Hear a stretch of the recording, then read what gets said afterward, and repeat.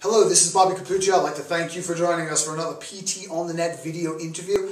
My guest today is nutrition expert and world-class chiropractor, Dr. Nick Studholme. Dr. Nick, thank you very much for joining us. Thank you for having me.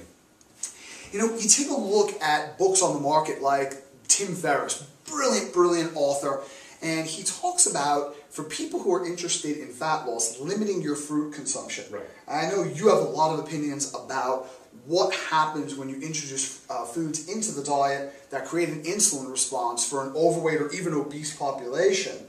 And he cites Dr. John Berardi, who's one of our revered experts on PT on the Net.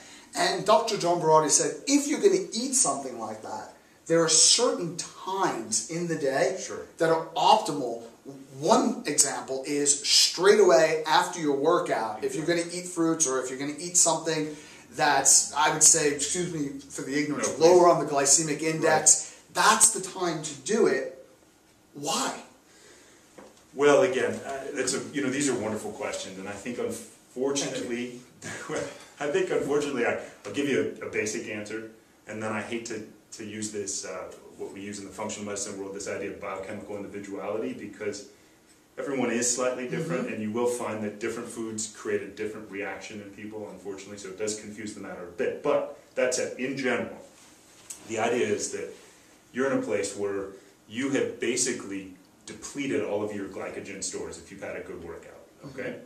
And we have, the liver can store a small amount of glycogen, which will produce when we eat fruit or these type of things. We have depleted those short-term stores in the liver. We potentially even access them through the muscle, etc. So we're in a place where if we eat a high glycemic index type food, something that might raise our blood sugar quite a bit, like fruit and these type of things, that at that point in time we have places to store that for short-term energy where we won't necessarily store it as fat.